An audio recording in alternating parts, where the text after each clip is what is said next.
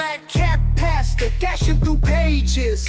Chronicles, Gospels, prophets, sages. Leviticus, laws to pause, find phrases. Turning them corners, no spiritual mazes. Genesis to Revelation, so divine. Flip them scripts, endless grace you'll find. Psalms singing sweet, unbroken lines. Hitting that rhythm, wordplay refined. Anybody in here blessed? Anybody in here blessed? Bible in 1 year, we don't rest. Anybody in here blessed? Wake up early, the dawn's light shimmers. Spiritual breakfast, soul food dinners. Isaiah's vision, Ezekiel's figures. Walk through the fire, no one limbers. Kings and judges, prophets profound. Plowing the word, no mythical ground. Verse after verse, wisdom's bound. Heavenly soundtrack, soul serving sound. Anybody in here blessed? Anybody in here blessed? Bible in 1 year, we don't rest. Anybody in here blessed? No shortcuts, all divine routes. Listen to the whispers, no room for doubt. Parables drop stronger than gold faucets. Souls hydrated from divine prophets. Study the book, change perspectives. Carefully crafted, not too subjective. A year to reflect, learning perfect. Patterns of grace that time can't deflect. Old Testament drops deep and so real.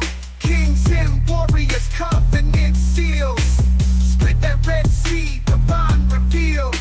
Commandments written, not made of steel. Bethlehem birth to cross on the hill. Unfolding the never blessings, pastor with skill. Scripture flip, every verse fulfilled. Through the word, every verse, every chapter, nothing unheard. Everybody in here blessed, I'm blessed. Everybody in here blessed, I'm blessed. Yo, online sermons, holy vibes delivered. Spreading light, got the sinners reconsidered. Psalm to psalm, man's like a holy DJ. Flipping through scripture, repping the Yahweh. Your emotes in the chat, praising the message. Flat cap on point, teaching eternal lessons. Everybody in here blessed, I'm blessed. Everybody in here blessed, I'm blessed. Digital pulpit, preaching like a pro. Followers grow as the faith overflow. Keyboard clicks, holy words they stick. Raining blessings down with a slick rhyme trick. Virtual congregation, united in devotion. 1 year strong, a spiritual promotion. He's a life coach with divine instructions. Streaming holiness, no room for interruption. Flat cap changed the game, new pastoral fame. Virtual shepherd, he's embracing the mainframe. In the comments, affirmatives and amens. With each Goliath tackled, faith extends. Everybody in here blessed, I'm blessed, I'm blessed. Everybody in here blessed, I'm blessed, I'm blessed. Yo, online sermons, holy vibes delivered. Spreading light, got the sinners reconsidered. Psalm to psalm, man's like a holy DJ. Flipping through scripture, repping the Yahweh. Your emotes in the chat, praising the message. Flat cap on point, teaching eternal lessons. Everybody in here blessed, I'm blessed, I'm blessed. Everybody in here blessed, I'm blessed, I'm blessed. Digital pulpit, preaching like a pro. Followers grow as the faith overflow. Keyboard clicks, holy words they stick. Raining blessings down with a slick rhyme trick. Virtual congregation, united in devotion. 1 year strong, a spiritual promotion. He's a life coach with divine instructions. Streaming holiness, no room for interruption. Flat cap changed the game, new pastoral fame. Virtual shepherd, he's embracing the mainframe. In the comments, affirmatives and amens. With each Goliath tackled, faith extends. Everybody in here blessed, I'm blessed, I'm blessed. Everybody in here blessed, I'm blessed, I'm blessed. Everybody in here blessed, I'm blessed, I'm blessed. Everybody in here blessed, I'm blessed, I'm blessed. Digital pulpit, preaching like a pro. Followers grow as the faith overflow. Keyboard clicks, holy words they stick. Raining blessings down with the... Welcome in, everybody! Welcome in! You digging the remix there, huh? You digging the remix? I'm still waiting. I'm on a huge delay today on my phone. There we go.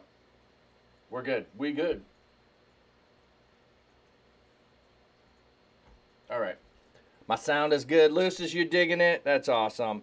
I tried to flip a song there in the middle and have a slight overlap that should be happening behind the commercial or the ad that's rolling. So if somebody's coming in and the ad shows, they go into the ad in one song and they come out of the ad in the other song. And at least it should be close. It should be close there. So, repping the ReachCon today. Repping the ReachCon. I have booked my tickets to ReachCon. So, let me just pull that up a second.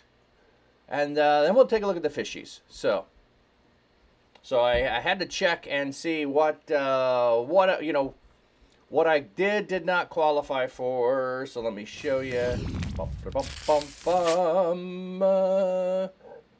Excuse me. I don't know if you heard that or not. There we go. So it is September 6 and September 7 in Orlando. So looking through things, doors open at 10. Lunch is from at the Boatwright Center. So that's the first thing on the schedule. Essentially, is lunch for those who are there, and then content creator meet and greet from 1 to 3. So I should be there in time to go to the meet and greet from 1 to 3. So I will be there if you're able to. There are a lot of things happening. So you can still jump in and do this if you want. I can get you free tickets. Go to the tickets, enter the code DAPPER, and you get free tickets to ReachCon. Conf. I don't know how they're saying that. Are they saying conf? I'm not sure the right way to do that. Anyway, there it is. September 6 and 7 in Orlando. I will be there. IRL meetup. Here are some people who will be there. So if you like The Chosen, one of the people in The Chosen will be a speaker. What is this one? Wait. Sorry, this is just a fun side joke. I didn't know somebody from Ohio State University would be there. I might have to, sell my tickets and not go now. I'm just kidding. Coca-Cola. That's what it is. It's a guy from Coca-Cola. Couldn't remember. Another actor. The film Port-au-Prince. He was in that. A writer is going to be there. The CEO of Intel is going to be there. Another author, Kevin Palau, which would be with the Louis Palau Association, must be connected there. So, hey, Mix the Pick, welcome in. Welcome in. Good to see you, friend. So just talking about ReachCon, Conf. I will be at ReachConf. It is September 7 and 8. And if you'd like to join me, I can get you free tickets. You'll have to find your own way there. But here's where it'll be. In Orlando, in the northern part, at Alamo Church. I'm sorry, I was trying to say Aloma. My brain wasn't thinking Texas, Alamo. Oh, we got a raid. We got a raid, and I was just talking about ReachCon. So I'll come back and talk about that in just a minute. I'm just waiting for the emotes to get off my face. 29 months with just some guy. Appreciate you, brother. We've come to ask you about unicorns in the Bible. We can do that in a minute. We can do that. But first, let me get you my brand new raid song.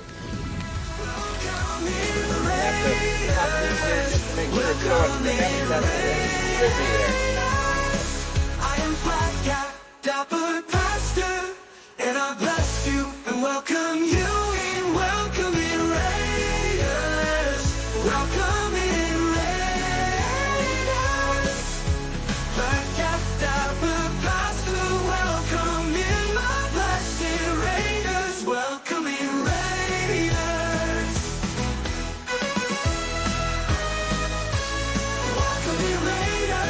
Yeah, it's music, not just me singing, you know. So we got some good stuff going on. Welcoming Raiders. I am Flat Cap, Dapper Pastor, and I bless you and welcome you. Welcoming Raiders. Raiders. Flat Cap, Dapper Pastor, welcome in my blessed Raiders. Welcome in Raiders. There's Wywis. Yeah, this is AI. Welcome in Yeah, there was me unboxing the shirt I'm wearing. Welcome in Raiders. I am Flat Cap Dapper Pastor, and I bless you and welcome you in. Welcome in Raiders. Welcome in Raiders. Flat Cap Dapper Pastor, welcome in my blessing. That's the old song there. That's the old song there. I had to slip that in there. Welcome in Raiders. Welcome in Raiders.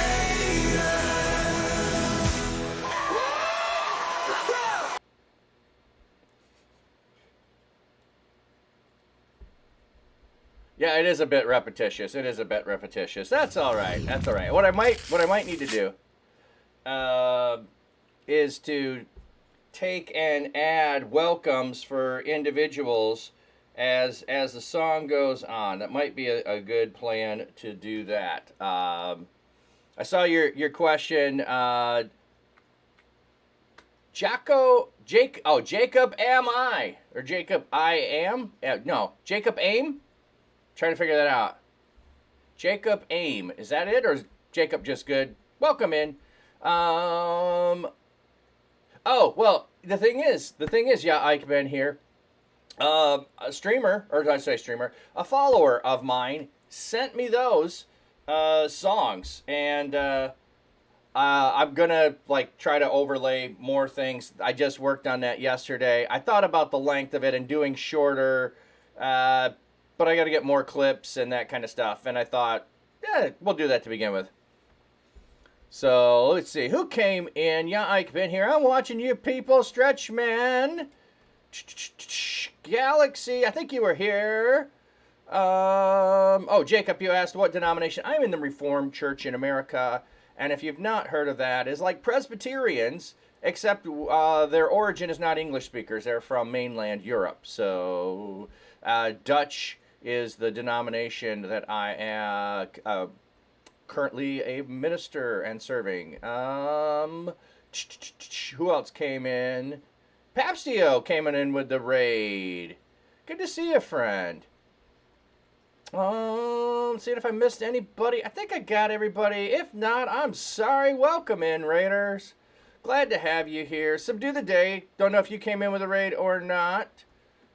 Yep, it does say you came in with a raid. But you're often in a couple of different places.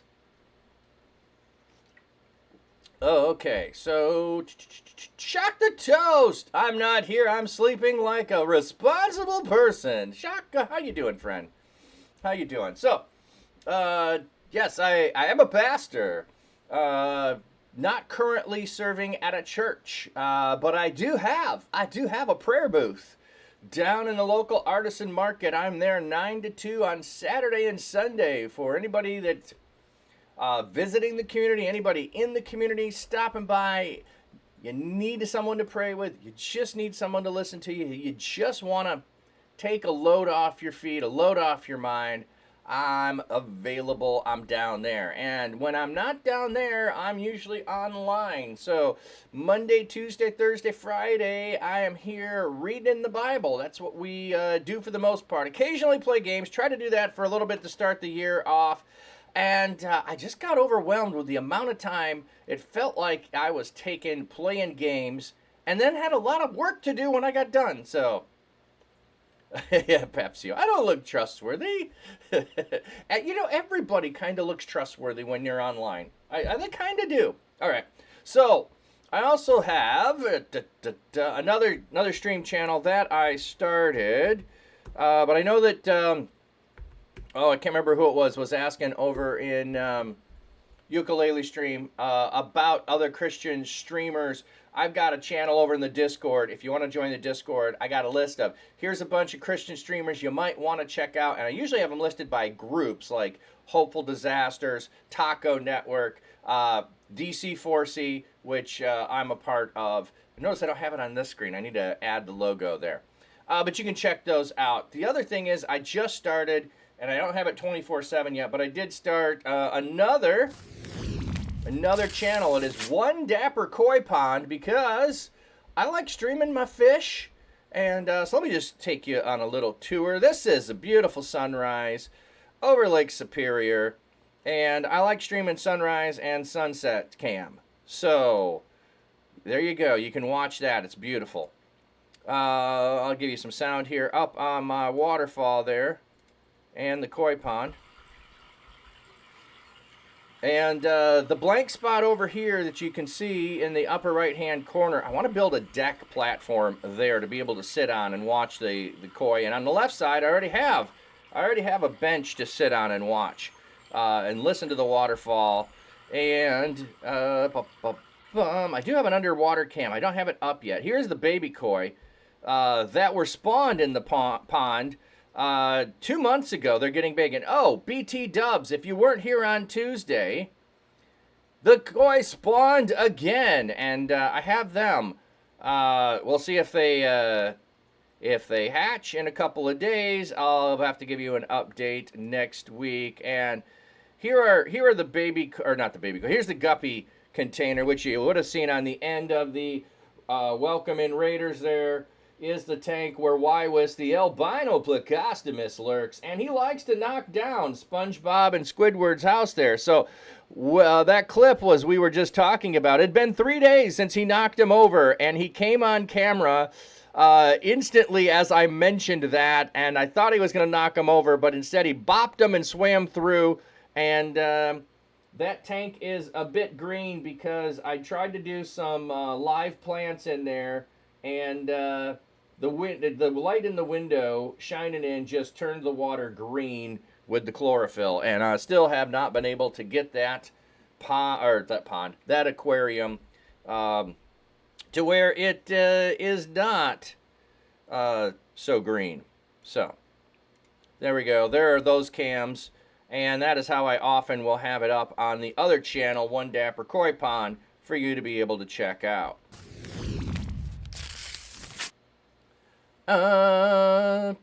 Yeah, so it was another spawn. Yes, which actually, I lost power a week ago, 2 weeks ago, and they had spawned right before that. So this is actually the third spawn in 3 months. So the spawn back here would be May. The one in June, I lost power. I lost all of those, and they just spawned in July. This is weird. This is not normal. But I'm gonna see if I can't sell a few fish, because I'm unemployed and people might want to buy fish. So maybe I'll turn my koi pond into a moneymaker, which is funny because I thought that might be something I'd do in retirement. And my fish have other plans, apparently. Yes, Pap Steel, they are spawning like rabbits, exactly. Yeah, maybe the nursery would be started. Yeah, I do have, and I don't have a cam on the nursery yet. I do have a VOD. So behind the wall, behind here, that you cannot see, is where the nursery will be. And I'm trying to decide if I want the babies in the nursery or I want the ones that are in this aquarium here to go in the nursery. Trying to decide which way. If I keep putting the small ones and move them over, because it's going to be much, much bigger. So I haven't decided. We will figure that out.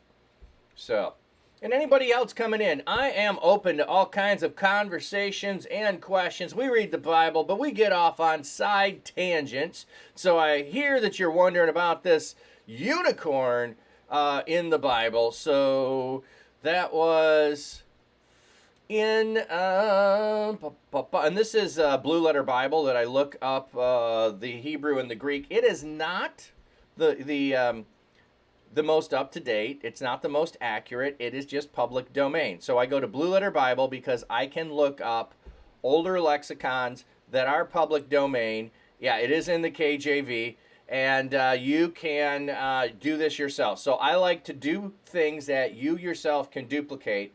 We'll look up unicorn, and then I'll talk about my shirt that I got on. Okay, so da da da da. So this is here in Job, is the verse that came up. So let's go look the word up.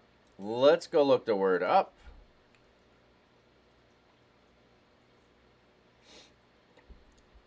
One-horned beast, yes. One-horned beast. Strong's H, 7214. Re'aim. Re'aim. Re'aim. Second entry. Re'aim. Re'aim. Third entry. Raim. Raim. Okay, so that's looking at down here under the different pronunciations down here. If you can see that, it's these right here is what it's doing. And it's saying a wild bull. A wild bull is one of the definitions of it, but it is often translated, or I should say, in the King James, it's exclusively translated as unicorn, just meaning one horn, as Mick the Pick is pointing out, not... Yeah, I do have Discord. I put that up earlier, Mick, if you didn't see it. I can put it in again, or one of my mods can. Unicorn is how the King James, and the King James was not necessarily thinking the mythical beast that we think of from the Greeks as the unicorn. It was just thinking one horn. Uni, meaning one, horn. Trying to do a literal translation of the word. And that's why it's still in the older translation. So probably the Great Aurochs. Let's go look up what that is so you can see what that is. Great Aurochs. I think I know which one that is. Yeah. Aurochs is an extinct wild European ox. So that could be what it has in mind. The strength of a unicorn. So if we go back to numbers here, the Egyptians don't have a unicorn in their mythology, but they do worship the bull, and there is the golden calf. Okay, so understanding this word to be an ox is going to be just about how every other translation looks at it. But just to make sure, I'm going to do a quick look at Job 9 and 10 here. Oh, you know what? Let me see if it has it here. I hadn't thought about looking at here. Maybe it has a definition here. Oh, sorry. Has it?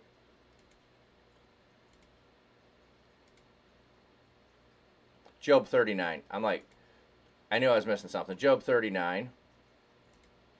39:9. Let's see if it is. Yeah, here the wild ox. Can you bind the wild ox? Okay.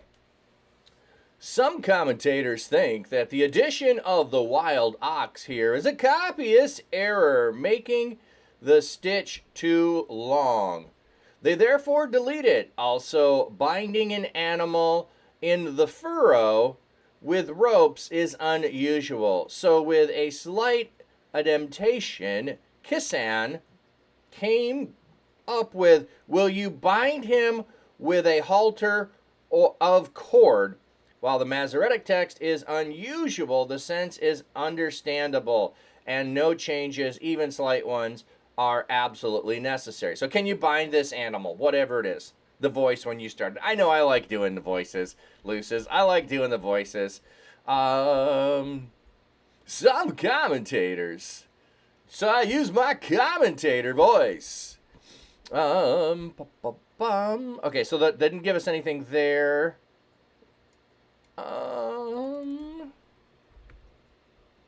Job 39, 9. And I thought there's usually a way to list this in other translation, in all English translations. There we go. Unicorn in the King James 21. Wild ox, wild ox, wild ox. I do not know BRG. What is BRG? British, I'm going to guess, but I'm not sure. It has unicorn, wild ox, wild ox, wild ox. Ooh, Darby has buffalo, and the DRB has rhinoceros. Okay, if you don't know this, let me go look that up in a second. I'm just looking if there's anything else besides wild ox. It's just saying it. Wild ox, wild ox, wild ox, unicorn, rhinoceros, and buffalo. So wild buffalo would just be the same as a wild ox. They're saying buffalo instead of a wild ox. Wild bull, kind of like the wild bull. Ox, ox. This is easy to actually see ox and unicorn. Okay, but there is a, I want to say, a Renaissance artist with unicorn. I'm trying to remember his name. Rhino, what is it called? Press. I don't know if that's the right way. Oh, inking, maybe is it right. I don't know how to spell Renaissance. Oh. Rhino inking, Renaissance, images. Yeah, this is going to be it. So, this is Dürer. And this is what he drew of a rhinoceros from physical descriptions of it only. Which is pretty cool.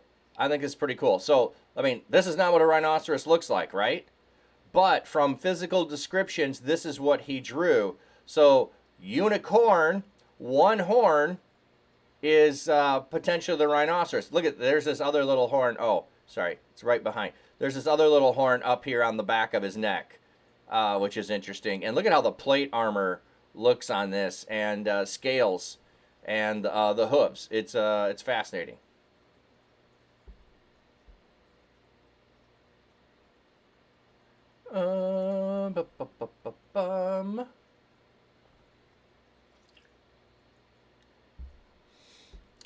The way he pronounced copious and adaptation was funny. We should avoid textual criticism. I would agree. Yeah, well, the thing is we can do that. It's just, how do you do that in a monologue kind of thing? Someone was good at giving descriptions. Oh yeah, pretty accurate. Yeah. Yeah, and then you can see, you know, it does have a little bit of a flair on the way he looks. Like, this looks like medieval armor on a horse. If you can see the way that this would be beaten, a horse's armor into plates, is how he has drawn much of this. And then like the scale mail on the legs, or like you would see legs on a bird on some level. So, hey, MC Wolfcat, I was just thinking about you. How you doing, friend? I have not seen you in a while. I was going to say a phrase that I'm like sure that is not a phrase you've heard in South Africa often, but welcome in. Okay, so there, let's go back and see. So this is I gotta shrink this just a bit, I'm noticing. There we go. So, oh, maybe a little more. That's fine. Okay, so down here at the bottom, I've got the January, February, March, April, May, June, and July. So we're finally making it to July on July 11th. So it's 7-Eleven today. It is Slurpee Day, if you know what that is. And we're going to start in 2 Kings today. We are going to start in 2 Kings. I got to finish out where we ended up yesterday in Acts 26. I haven't typed these all in. I've got to type them from the Bible app to get them over here. But we will be starting in 2 Kings today. Get your free Slurpees. Happy 7-Eleven. Exactly. You know, they usually had, okay, or let's say they used to have. Slurpee Day was a day you brought in whatever container that you desired, and you could fill it for one low price and get a giant Slurpee. So my kids took in gallon buckets, 2-gallon buckets that they bought to fill and make a Slurpee. And then they got a brain freeze and they wondered why. But I don't know if they still do that or not. And putting on the Ritz. Hey, welcome in, friend. Welcome in. Yeah, I've been busy in my head, struggling with my nose, and then constantly being surrounded by the cold. Oh no. Yeah, you are in winter season, so cold season is upon you. I hope you're doing well. Other than that. And come hang out in the Church Digital sometime. We'll probably be doing another course come September, October, November. We'll be doing another course if you want to help out, or we've got a lot of new people over in the Discord. I don't know if you made it to the Discord. We're not on the other platform anymore. So, nowadays, most use a small cup for the day. Oh, most franchisees, yeah. Well, they did have this circle that your cup had to fit in there. So, you could turn your... this is what my thought was. This is my thought. Get a giant pipe and just have a hole in the one end of it that you can pour into it. Slide that, giant tube through. It would fit through because it wouldn't be taller than you could fit it in there, but it would be incredibly long. So like get an 8-foot pipe and fill that up with Slurpee, and you could take it to a park and share it with kids or something. But I bet they wouldn't let you do that. Oh, I did say I was going to show you the T-shirt for those of you who came in. So there are a bunch of streamers who are just trying to click on the... It should get to me. This site is a little bit on the delay. So, okay. Here are some of the faces of other people. So we, myself, and others have been doing an Alpha course. Alpha is an introduction to the Christian faith. And here are some of the people. I can't guarantee all of these people will be in Orlando, but these are the people who were doing it. So my guess is many of them will be in Orlando in September. So if you know some of these others and you want to meet up, Assassinator Steph, Susie Live, Aki and Fam, G-Funk Railroad. I'm just reading some of them off. I don't know all of them. Kit Beardstone, Dr. Heels, Jate Live, Pastor Dustin. There's lots of Fire Resistant. Mama Llama Face. I just love saying that. Mama Llama Face.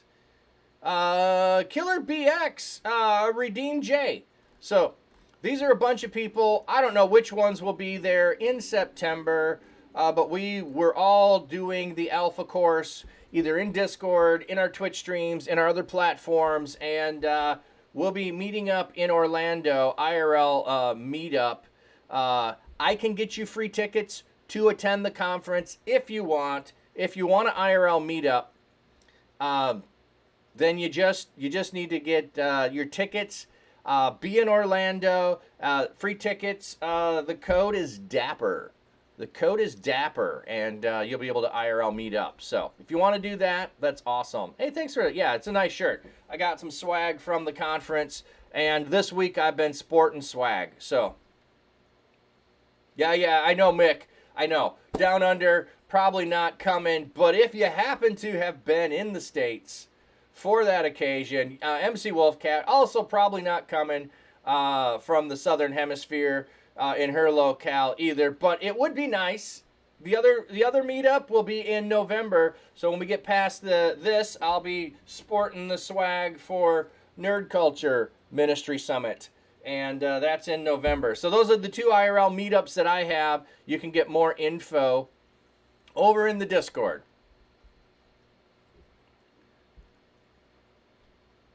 Oh, yeah. Flights are expensive and hard, no doubt.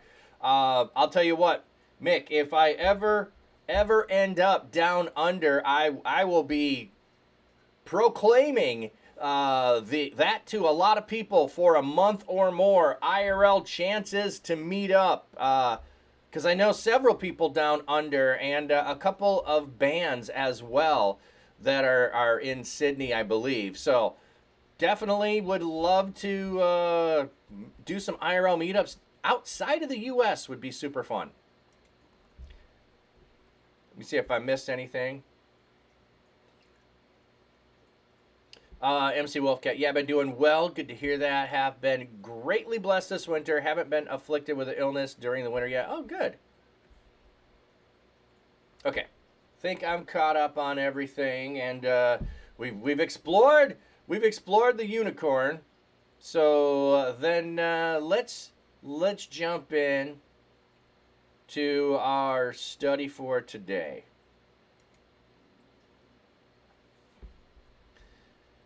Okay, so what did we just have? We had a transition of a king died, and he was serving the balls, and that's what we had going on. And we had Elijah, and if you can't remember who comes first, Elijah or Elisha, J comes before S. So Elijah is first, Elisha follows.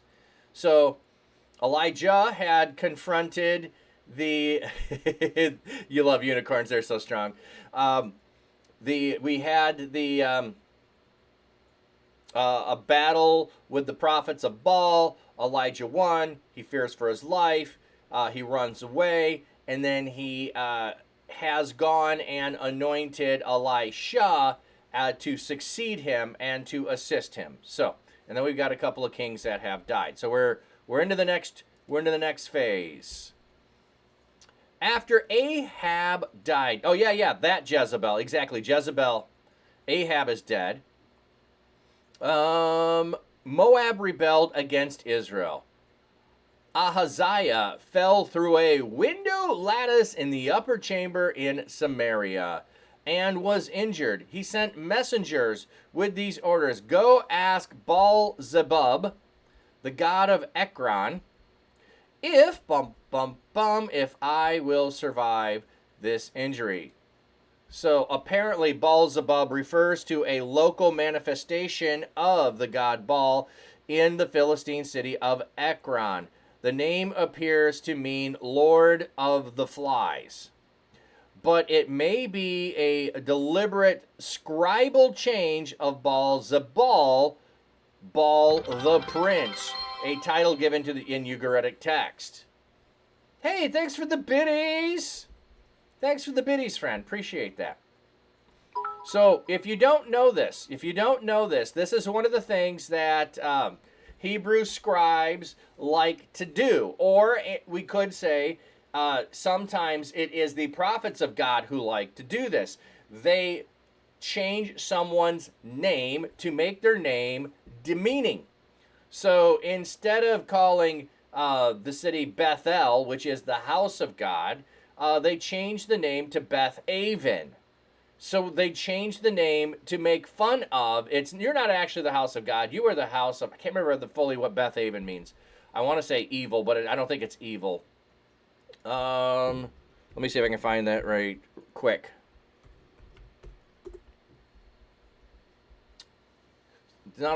Can't always work it this way, but it looks like it's going to let me. Okay.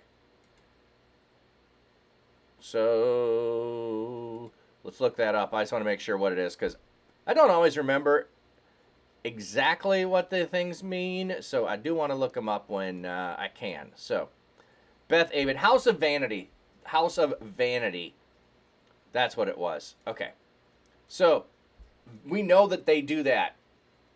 So, here, they're giving us a footnote that maybe there was never a Baal-zebub, but there was a Baal-zebul, and they changed the letter to make fun of it. Thank you for the more biddies. I'm watching you people. Appreciate that. It's all is vanity. Exactly. Vanity, vanity, all is vanity.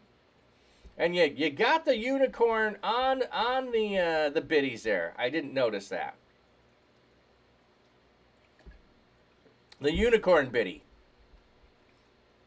Fun. Uni 100. There we go. Okay, so just an aside there. That's what they do sometime. But you probably heard of Beelzebub. That is what this is. Beelzebub. Beelzebul. Lord of the Flies. Prince. Baal the Prince. Okay. But the angel of the Lord told Elijah the Tishbite, "Get up. Go to meet the messenger from the king of Samaria. Say this to him. You must think there is no God in Israel. That explains why you are on your way to seek an oracle from Beelzebub, the god of Ekron. Therefore, this is what the Lord has said. You will not leave the bed you lie on, for you will certainly die." So Elijah went on his way. So, you're only doing this because you don't think there's a real God. Well, let me tell you, the real God sent me to you, and his message was, "You gonna die." When the messengers returned to the king, he asked them, "Why have you returned?" They replied, "A man came up to us. He told us, 'Go back to the king who sent you and tell him, this is what the Lord has said. You must think there is no God in Israel.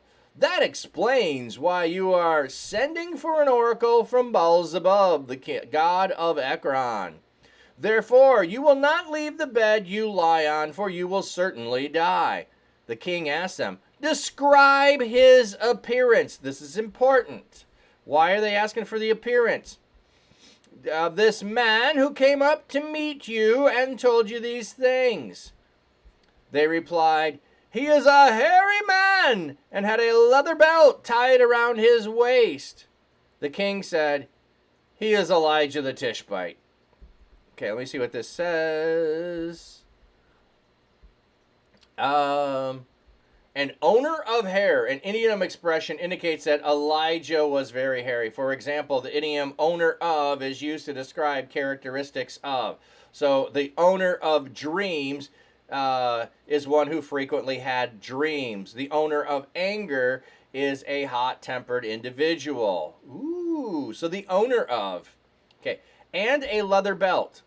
Okay, so when we get to knowing that Elijah has returned, when we get to John in the New Testament, and he is the new Elijah, he wears a camel hair outfit. He is hairy and a leather belt around his waist, and he eats locusts and honey. There are the different exterior things to point to the Elijah has returned that John is doing. The king sent a captain and his 50 soldiers to retrieve Elijah. The captain went up to him while he was sitting on the top of a hill. He told him, "Prophet, the king says, come on down. You're the next contestant." Oh, sorry, wrong thing. "Come down." Elijah replied to the captain, If I am indeed a prophet, may fire come down from the sky and consume you and your 50 soldiers." Fire then came down from the sky and consumed him and his 50 soldiers. Okay, remember, Elijah called fire down to burn up the altar in the battle. Now he's got 50 soldiers and a commander. And you are the next contestant on Will Fire Come Down? The king sent another captain and his 50 soldiers to retrieve Elijah. He went up and told him, "Prophet, this is what the king says. Come down at once." Elijah replied to him, if indeed a prophet I am." Notice what I did there. "If I am indeed a prophet, may fire come down from heaven and consume you and your 50 soldiers." Fire from God came down from the sky and consumed him and his 50 soldiers. The king sent a third captain and his 50 soldiers. The third captain went up and fell on his knees before Elijah. He begged for mercy. "Prophet, please have respect for my life and for the lives of these 50 servants of yours. Indeed, fire came down from the sky and consumed the 2 captains who came before me, along with their men. So now please have respect for my life." The angel of the Lord said to Elijah, "Go down with him. Don't be afraid of him." So he got up and went down, and he went to the king. If I was a captain, I wouldn't go. No, this captain's smart enough. This captain's smart enough. You know, Supersonic Mockingjay, welcome in. So, fire came down. There's a witness that he's a prophet. Fire came down twice. There's a witness he's a prophet. So by 2 or 3 witnesses of fire coming down, he didn't have to do it a 3rd time. And the angel tells him, "You'll be safe. You can go with him. Because this guy ain't coming to get you. He's not arrogant. He's just, okay."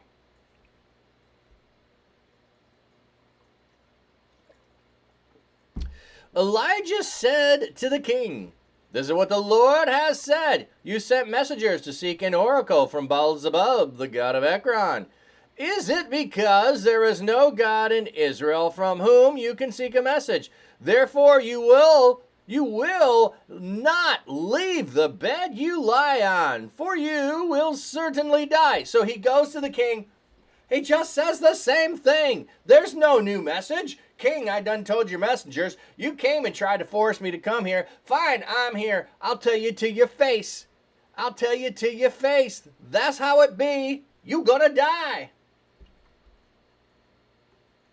And he did die, in keeping with the Lord's message that he had spoken through Elijah in the 2nd year of the reign of King Joram, son of Jehoshaphat, over Judah. Ahaziah's brother Jeroham replaced him as king of Israel because he had no son. The rest of the events of Ahaziah's reign, including his accomplishments, are recorded in the scroll called the Annals of the Kings of Israel. So, what a great story. The king falls through some lattice. He's injured.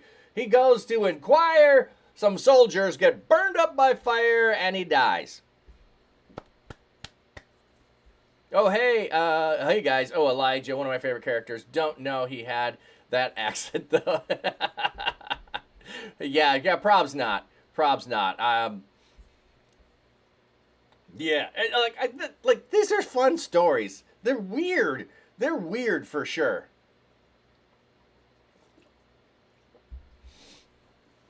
What I think we're supposed to do is see the contrast between the kings of God, who are supposed to, if you remember, make a the first thing they're commanded to do when they become king is to write their own copy of the Torah. They are to take a copy from the priest. They are to make their own copy of it, so that by taking the process of writing out an entire copy of the Torah, they will know the Torah, they will have the Torah, they can consult the Torah, and they will live and rule in light of it. And what we're seeing is none of them seemingly are doing that. We have had a few good kings. Only good kings in the southern kingdom, no good kings in the northern kingdom. I did share over in the Discord a picture of my breakdown of all the different kings, how long that they ruled and all of that. So you should be able to check that out in the Bible section over in the Discord. You'll never read Elijah and say quite the same way again. That's all good. Okay. Just before the Lord took Elijah up into heaven in a windstorm, Elijah and Elisha were traveling from Gilgal. Elijah told Elisha, "Stay here, for the Lord has sent me to Bethel." But Elisha said, "As certainly as the Lord lives, and as you live, I will not leave you." So they went down to Bethel. Some members of the prophetic guild in Bethel came to Elisha and said, "Do you know that today the Lord is going to take your master from you?" He said, "Yes, I know. Be quiet. Hush your mouth. Hush your mouth. Silencio." I'm watching. Imagine it's being a pastor meant that you had to write out an entire Bible. Oh, the sharp decline in leadership. Oh, yeah, the sharp decline in leadership. That would be You remember that part? Such a cool story. Yeah. Well, actually, in seminary, which is a lot larger than they had, I did do some translation work of several books of the Old Testament and of the New Testament. I don't remember entirely which books they were. My brain wants to tell me that I know I did the entire book of Ruth, the entire book of Jonah, and the book of Ephesians. I believe those are the three. Two in the Old Testament, one in the New Testament. I would definitely say my Ruth and Jonah are better translations than my Ephesians was going to be. I'm much better with Hebrew than with Greek grammar. Greek grammar, oh my goodness, drives my brain in a horrible way to figure out sometimes what's going on. Supersonic, can I ask a question? 1 Corinthians 11 is discussing how men are not to wear head coverings, but women are meant to. I'm confused why this was the case, or am I digging deeper than I should here? The other part is wondering on 1 Corinthians in regards to communion and what Paul means. Oh. Yeah, we can look at that a second.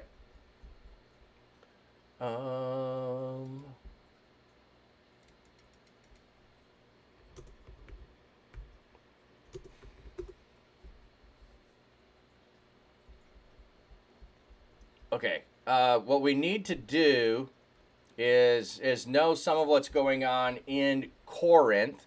Corinth is a Greek place where there is lots of idol worship, and potentially some of the things that are being described here have to do with things that happen in the practices in either the city or in the temples or in guild practices. So that's some of what's going on. He's also talking about in a larger, this is one reason chapter breaks are not the best. He's talking about disruption in worship and things that happen in worship and how we want to have things in order that can help that way. Mick, I might be dead wrong, but having not any formal training, Conan reads quite nicely when you look at an interlineary. You just ignore the traditional rules of English. Oh, yeah. No, part of what it is, Mick, is it is a very precision-based language in the statement of, like here, follow my example. The my here would have case and gender and all of that, and there would be no disputing who the my was. Or where, let me just find, like them right here is going to be super specific. The me is going to be super specific. Those are generic. Like her head is going to be like case sensitive and all of that stuff and match. And when you have a verb, there are 85 different endings to a verb. We have in English past, present, and future. They have more than that. They have past, present, continuing into the future tense. They have perfect tense. They have past perfect tense. They have pluperfect tense. I believe there are 7 different tenses if I remember right. So we don't even have ways to designate those things in English. So it becomes cumbersome to actually, you have to do much more interpretation of what you think the text means to put it in English than just translating the words. Question, is there 2 Peters at the fire inside the courtyard in the end of John, or am I reading it in?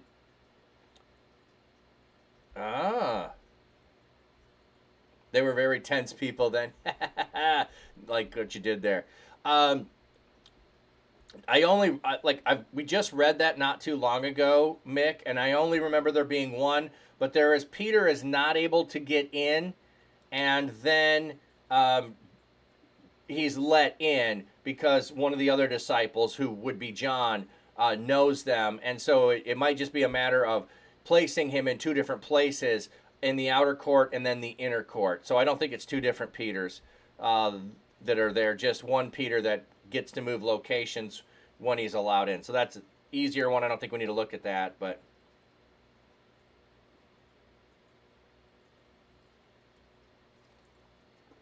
Show me which verse you mean specifically. We can look at that. Okay. So, setting up the head covering thing here. This is a totally cultural thing that's going on. One of the things that also you have in the Old Testament, which is a separate thing, is rules on shaving your head and not shaving your head, and having a shaved head and have a shaved beard are things that are seen as socially disgraces within the culture of the people of God, of shaving their beard. So there was one that we read not too long ago that when the, I can't remember if it was the servants, messengers, whatever, he shaved half their beard. And so David did not let them come in to the city until their beards had grown back because of the disgrace of having that. So some of this has to do with shame culture and what is shameful and what's not shameful.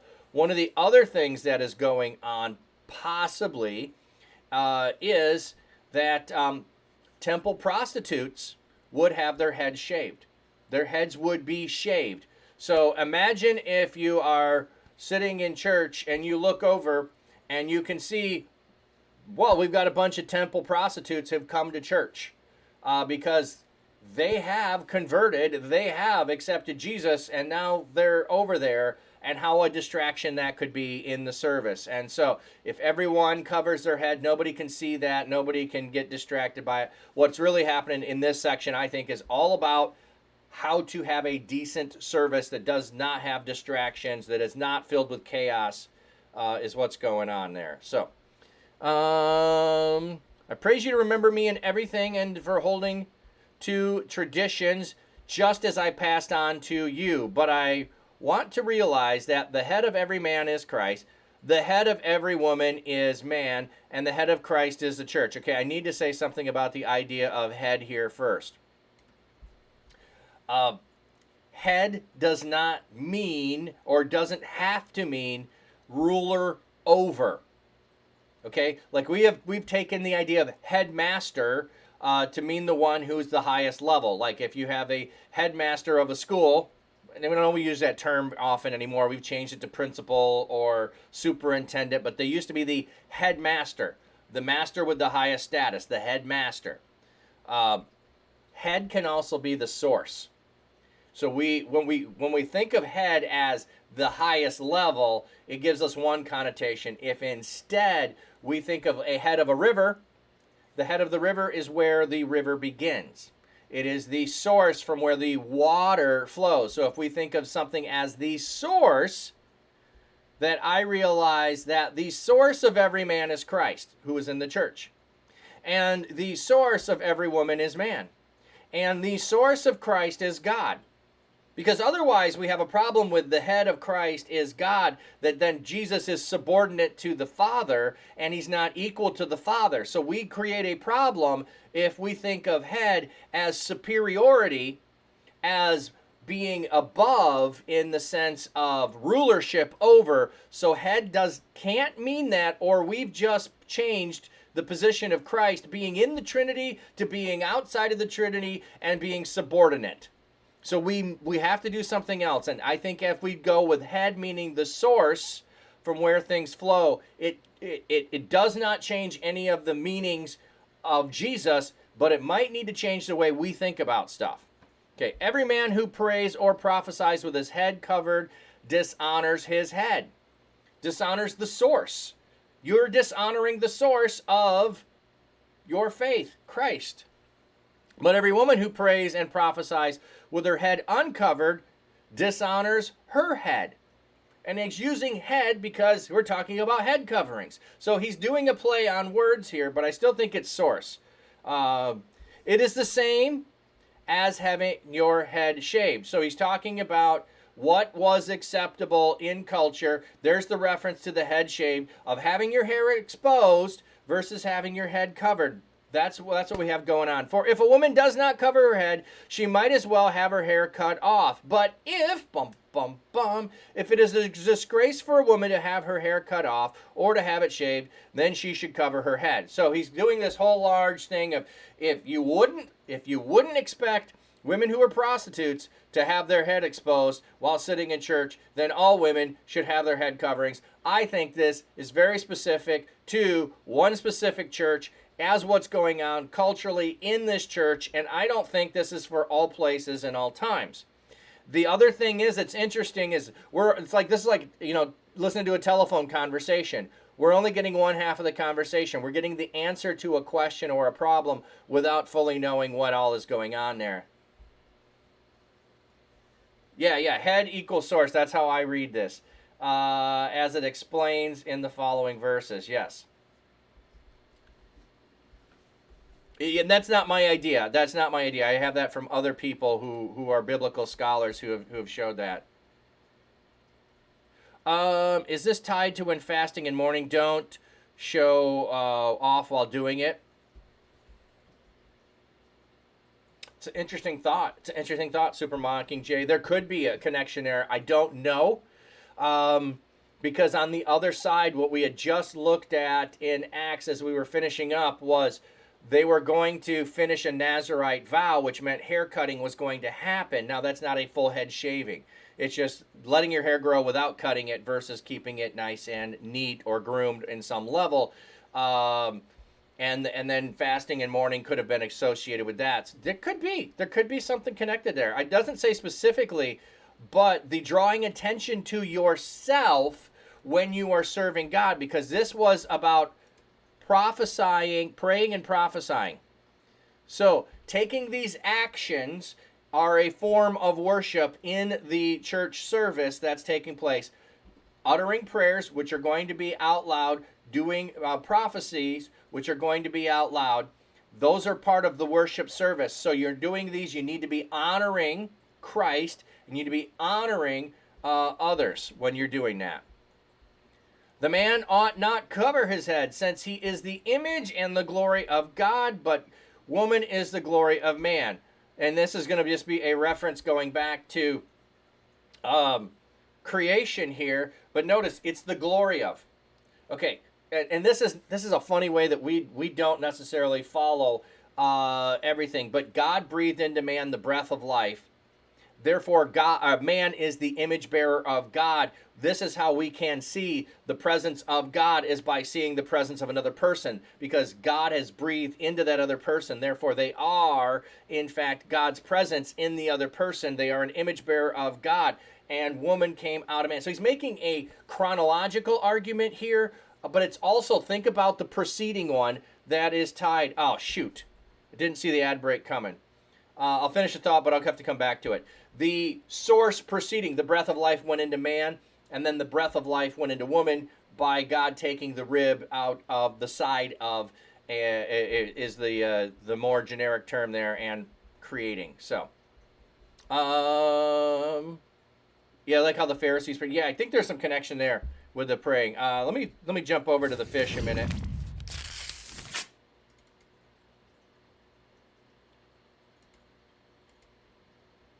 I'll give you a little sound on the fishies. What are you doing? What are you doing, guys? What's over there? I don't think you just got fed. It's not feeding time. Oh, you can see some of the little guys, too.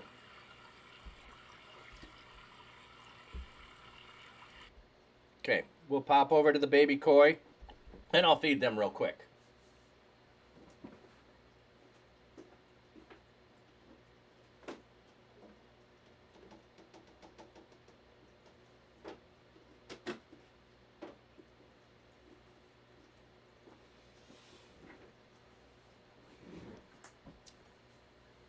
Manna from heaven, come flowing down. Look at the fishies swimming around. Says Pineapple, it just occurred to me that now letting your hair down means having a good time, ridding yourself of inhibitions. But back then, letting your hair down was trusting God and honoring God, and was a very serious matter. Well, it's a covering and uncovering. So I'm not sure that there's a connection there, says Pineapple. There could be. Are we back from ads yet? I wasn't watching the countdown.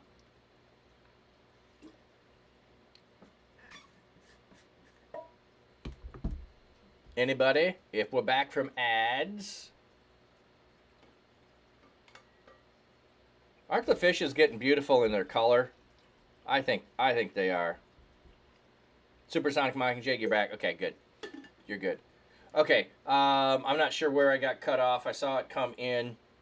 But you might be connecting with something there of the Pharisees and how the Pharisees often were trying to draw attention to themselves, and Paul knows of this, and he's identifying something else that is more of drawing attention to themselves in the practice of whatever they're doing in worship.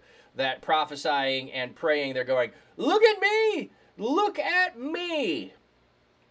So, yeah, over 1,000 fish. I don't think I have over 1,000. I don't think I have over 1,000, but I have quite a few. I have quite a few. There's hundreds for sure. It's an example of how we can assume a phrase in an older text meaning the same thing as it does to us in modern times. True. We don't have fully the cultural context that he's writing of or the circumstance that he's writing of. We only have one half of a conversation. And so we do our best to kind of look at what was happening. So that's why I say there were cult prostitutes. Maybe he's not talking about that at all and having your head shaved. He's just talking about how disgraceful that would be for a woman. Now, we don't think that in our day and society, but somebody would have there. Somebody would have there. And letting your hair down, you did not do, and there are some cultures that don't do this either. You don't let your hair down to be seen by anyone other than your husband. So some cultures have done this where hair down means single, ready to mingle. And hair up means you are a spoken for woman. And you are not ready to mingle. You aren't available to mingle. So, hey, putting on the Ritz. Yay. Good to see you there.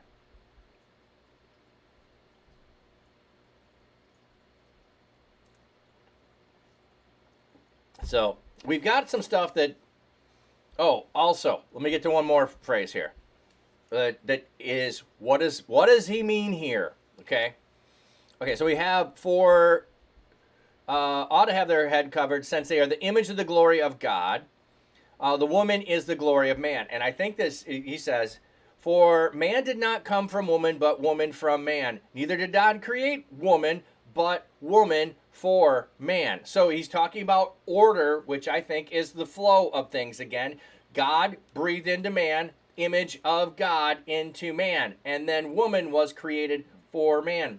We have a source order of flow of things from God. So the image of God flew, the glory of God was placed on man. Then woman came, and the glory of man, which was out of creation, came from. So I think we're still doing source of things, not superiority. And then let's keep going.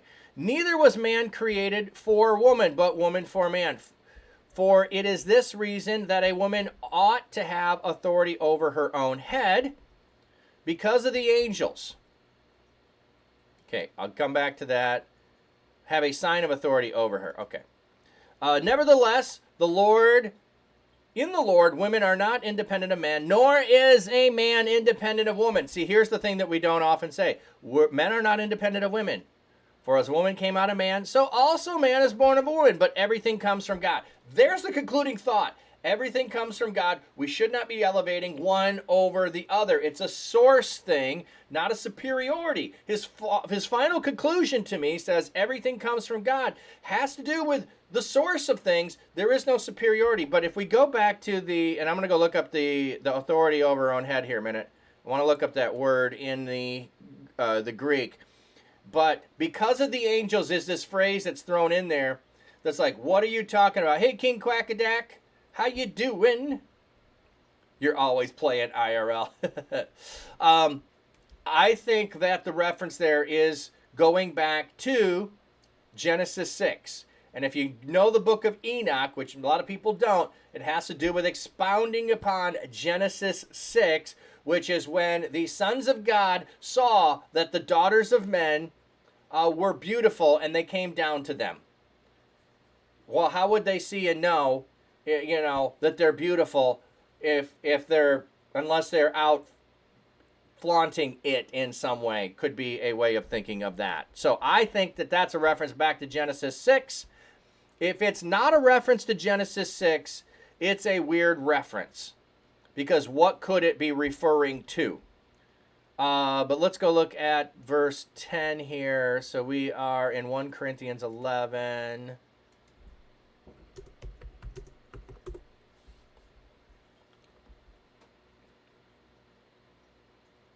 Is that the right one? Oh, verse 10.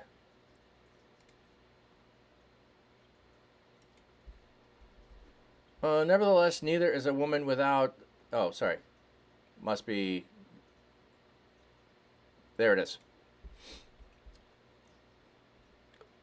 The woman ought to have power.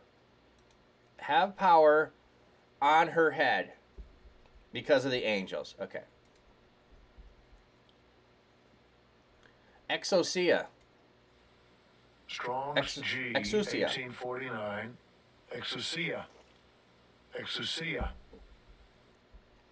Okay.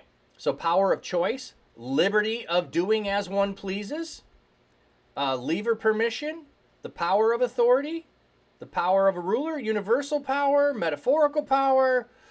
Okay, the sign of a husband's authority over a wife. So he just made a plea. Sorry, wrong one.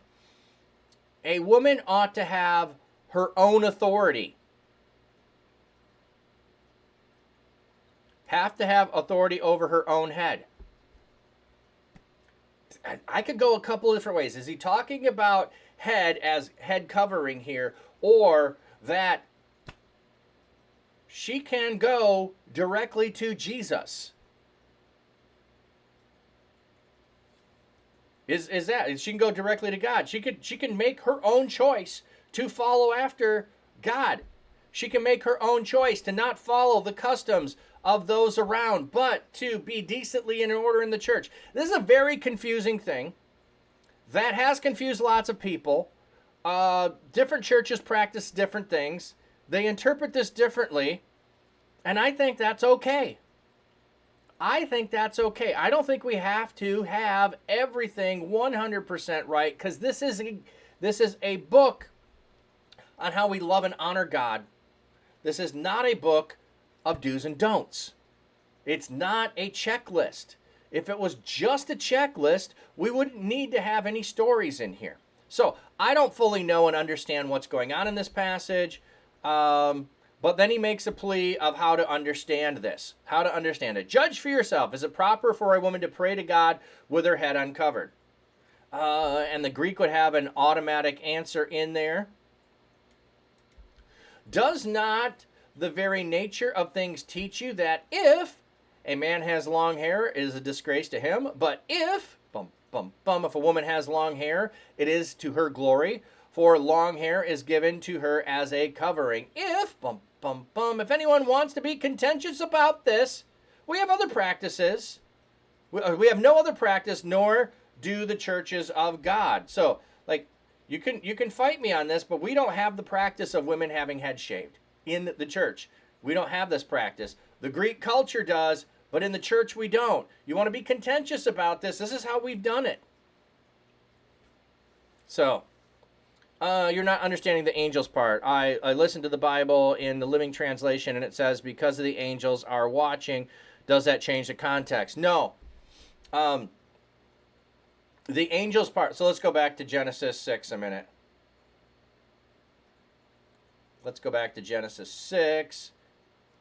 Actually, let me see if I don't want to lose my spot there. Okay.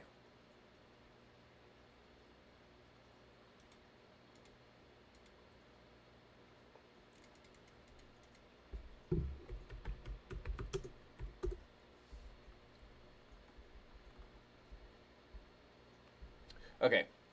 When human beings began to increase in number on the earth, and daughters were born to them, the sons of God.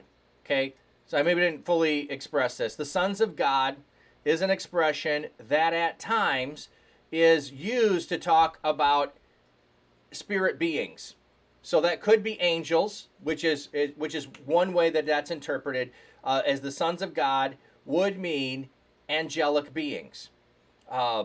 Or it could be some other level within the heavenly realm of supernatural beings that aren't identified in other places, and they're called the sons of God. And sometimes you have this reference of the council of God. It could be those otherwise. But it's a reference here to the sons of God, which are not human beings, is the way to understand this. If you understand this to not be people, but to be some spiritual being, and they could be angelic, then that could be the reference that is being made by Paul in Corinthians. Saw that the daughters of human beings were beautiful, and they married them, any that they had chose. Then the Lord said, my spirit will not contend with humans forever, for they are mortal. Their days shall be 120 years. The Nephilim were on the earth in those days, and also afterwards, when the sons of God went to the daughters of humans and had children with them. They were the heroes of old, men of renown. So here is the part. The sons of God, which could be spiritual beings, come down, and it says the Nephilim, which would be, it can be translated the giants, which are thought to be the children of a supernatural being and a human mother. That's what this. Now, you may not have heard that in your church. You may not have talked about that in any way. Let me get your comment. I had to allow it. Genesis 6, other book you mentioned, was that something to do with the fallen angels having relations with women and were condemned for intercourse? Yeah, that's a short way of saying that, Supersonic. Yeah, it is that, and the book of Enoch flushes this out in a yeah, Spurneys full. Hey, welcome in. Enoch 7:2-4, and they became pregnant, and they bare great giants whose height was 3,000 ells, who consume all the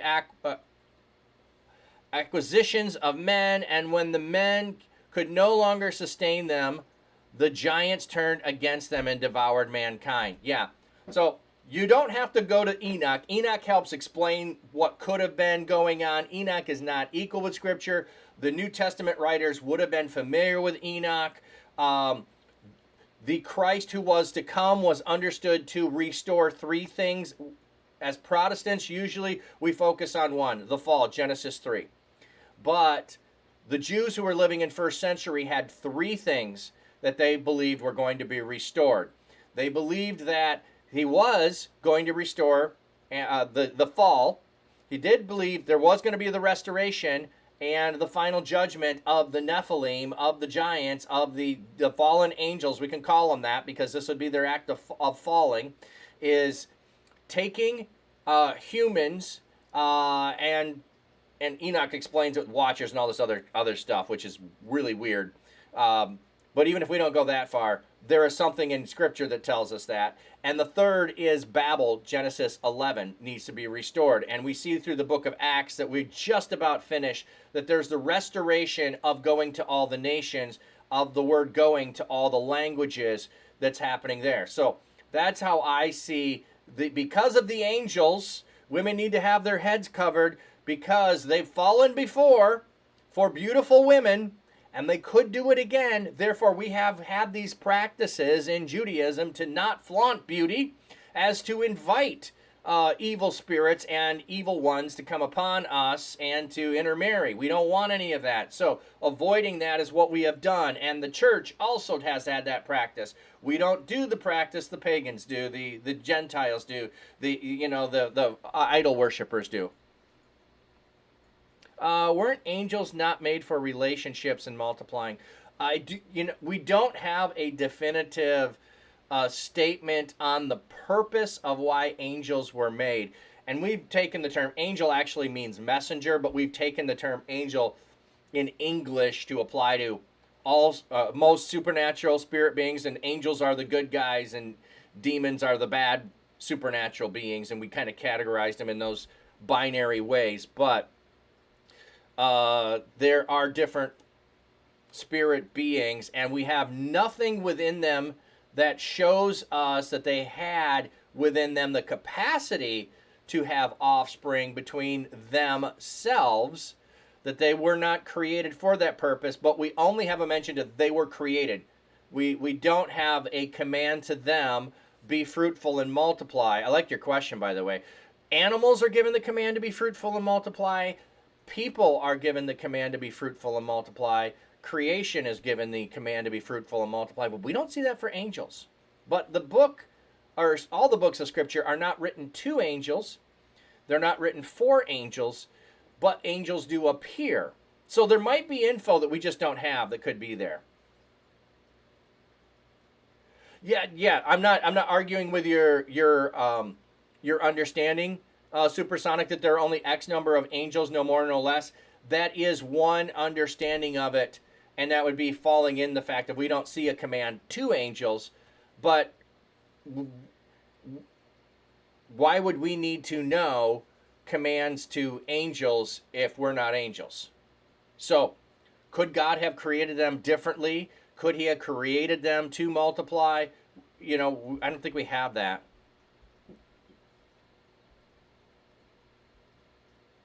Mick, and all things whatsoever ye shall ask in prayer, believing you shall receive.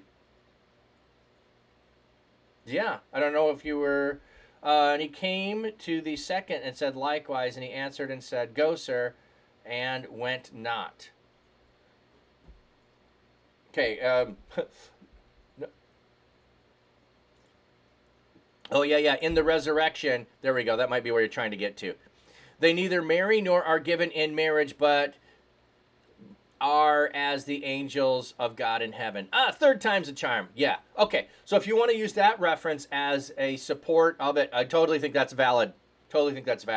I was more talking on the end of, we don't get a statement of what they were created for. We do get a comparison of not giving into marriage, which therefore all of this in Genesis 6 is a violation of that. They weren't given to be in this kind of a relationship. They're seeking this kind of relationship, and there are consequences out of that. So I hope that makes sense. That's what I think because of the angels is a reference to Genesis 6. If it's not a reference to Genesis 6, I don't have a good explanation for it because of the angels. I don't know what it would be a reference to. Just a thought, could it also have been something to do with the verses where the angels covered their heads, feet, etc.? Does the Greek allow that interpretation? Let me just double check what it says, because of the angels. Because of the angels. Dia, ho, agalos. Yeah, there is nothing. Yeah, it's one of the places like dia, therefore, because, on account of, ho, angels, because the angels. Yeah, that's just straightforward. Yeah. Oh, you mean in the Matthew passage that they're restricted? It's a comparison. So you have to you have to just, like, for instance, this is a container for holding a beverage. This is a container for holding a beverage. They are alike. That is true, but this one has much more stickers than this one. This one only has a few stickers. I can start to tear them apart. This one also has a handle. This one does not. So when you make a comparison of, like, they are like, you can't always force it to go to the extreme of everything. He's talking specifically about marriage, but I do think it does apply to procreation. But I think that's where the end of that analogy would stop in Greek, English, or Hebrew. Hope that makes sense. Hope you're tracking with me. Okay.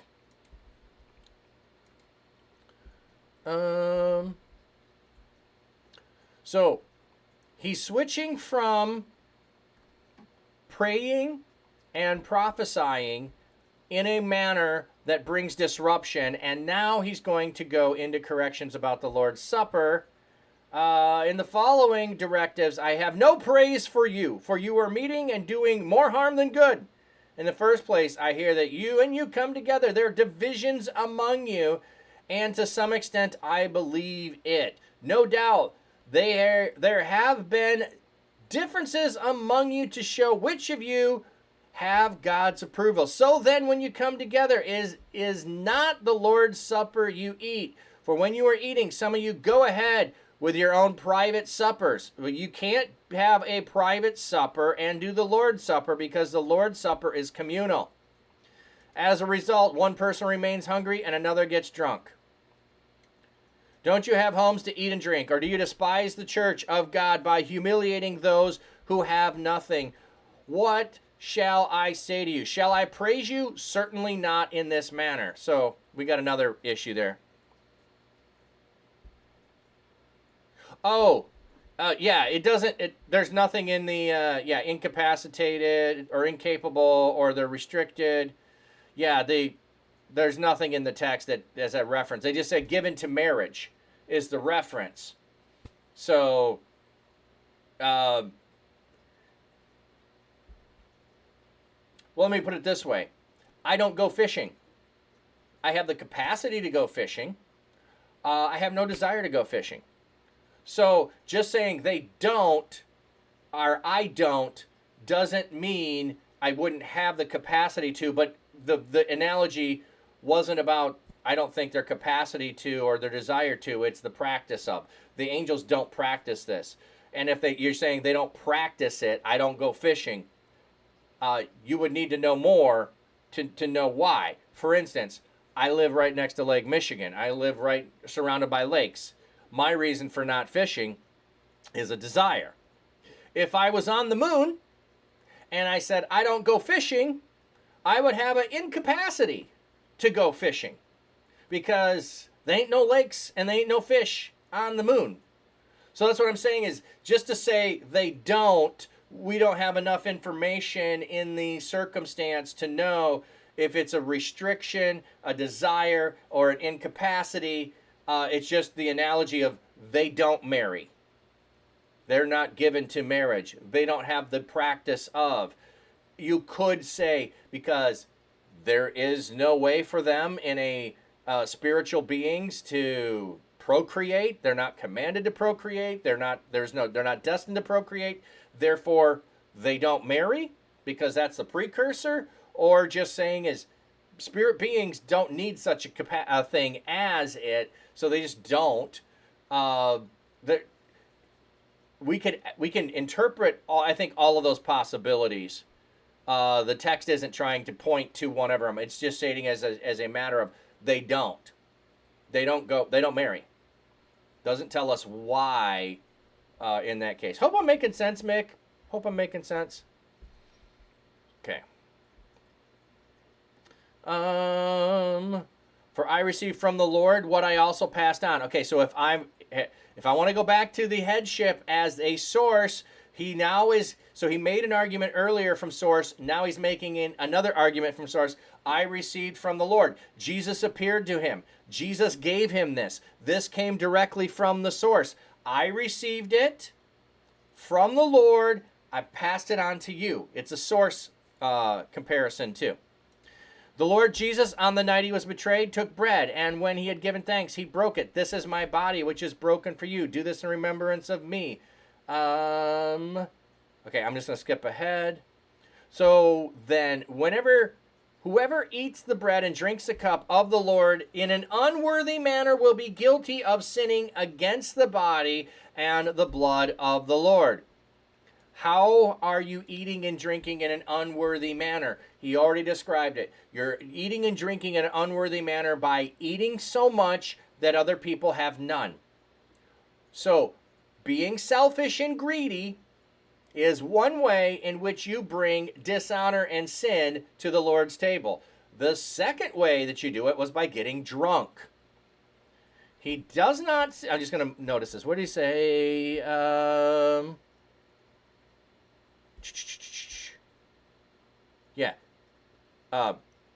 One remains hungry and another gets drunk. So you have this is the problem. This is how you're sinning. You are leaving people hungry at the Lord's table and others are getting drunk. Don't you have homes to eat and drink in? He doesn't say, just notice this. Notice this. There is no, hey, you know better than to get drunk. No, he says you have homes to eat and drink in. Just pointing out, I don't want to jump into that, but it's like, you have homes to eat and drink in. Okay. So it's a matter of the rich are having their own feast. They're having their own food. They're experiencing delicacies while some other people have nothing and they're starving. So, everyone ought to examine themselves before they eat and drink of the cup. Examining yourself. I know a lot of places will use this as a whole preparation to coming to the table and worried about things. Examine yourself in the moment, in the thing you're doing. Everyone needs to examine, are you being selfish as you come to the table? Are you excluding people? Are you doing this for your own blessing and benefit and prestige within the body? It's supposed to be everyone equal. For those who eat and drink without discerning the body of Christ, eat and drink judgment to themselves. Yeah, you eat without concern to the person who is next to you, who is starving, who is unemployed. You give no regard to them in the process of coming to the table. You will disregard your fellow person around you, and you get drunk and you overeat. And that I think is what's going on. That is why so many of you are weak, sick, and your number have fallen asleep. But if you were more discerning with regard to ourselves, we would not come under such judgment. Nevertheless, we are judged in this way by the Lord. We are being disciplined so that we will not be finally condemned in this world. So then, brothers or sisters, when you gather and eat, you should all eat together. Anyone who is hungry should eat something at home, so that when you meet together, it may not result in judgment. And when I come, I will give you further directions. So we've got a whole bunch more going on here, and we can go further in the next chapter. But anyway. Sis, I'm wondering what the modern day example would be. Possibly leaving people hungry, not sharing the gospel, and excluding people. Some Christians do that and keep themselves to themselves, not praying for others and thinking about self. Just me speculating. Supersonic, verse 31 and 32. But as touching the resurrection of the dead, have ye not read that which was spoken by the Lord, saying, okay, you're jumping over to Matthew. I'm watching. A random thought came to mind, so I'm going to ask, in biblical days, were there such things as fermented drinks that had the bouquet taste of wine without the alcoholic effects, like kombucha or something? Oh, they would have had different levels of wine fermentation. But the moment that you make grape juice, it begins fermenting. The moment you squeeze the grape juice, it begins fermenting. It doesn't mean it's completely fermented until the process goes further, and then there's a level at which it stops fermenting.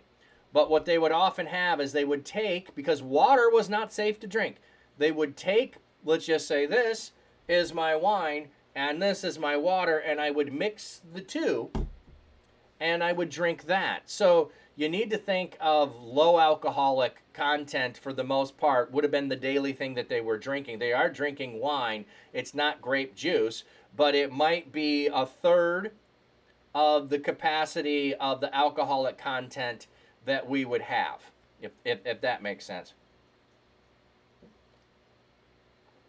Oh yeah, exactly, Mick. Sometimes they're fermenting on the vine. There are sour grapes. They're sour. They are fermenting on the vine before you pick them. So, just that's why they make a distinction sometimes with the word strong drink. Strong drink meaning the purpose for why you are drinking it is for the intoxication purposes of it, as opposed to what you might see at times, depending on different translations, say beer or wine. Warrior of Truths just followed. Hey, Warrior of Truths, welcome in. You don't have to make the assumption when it says beer or wine that its purpose is intoxication. When you say strong drink, you usually should be thinking along the lines of it being for intoxication. Supersonic. But if we judge ourselves, would we not come under judgment. When we are judged by the Lord, we are being discipled so that we will not be condemned in the world. Okay. So, I think what the point of this section is here. Self-evaluation of our actions now to get things corrected. And the clue that you were doing things wrong is what's happening. Where there are weak and there are sick and there are dead that have happened. 3 different things. You've got the sick, you've got the weak, and the dead. Why are you not saying, is something going on among us that there are sick and there are weak and they're dead? And then come to the conclusion, we've been doing things poorly and God is judging us in this circumstance and in this situation and bringing discipline. And it's better to be disciplined now than to not be disciplined and to face judgment later. I think that's what 31 and 32. Let me know if that makes sense. Not Nick Cage. Welcome in.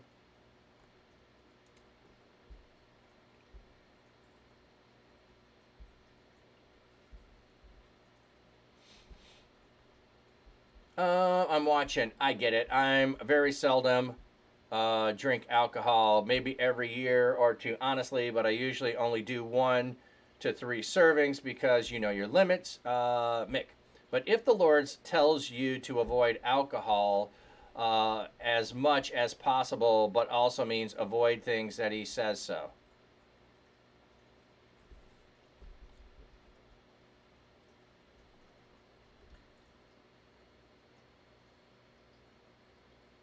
Yeah, so listen now and not be judged later. I also think it's like you see that there's a problem going on, but you're not even concerned why there's a problem, and you're not investigating why there's a problem. And I'm hearing all these things, and I'm confused why you don't see that this is a problem, going on.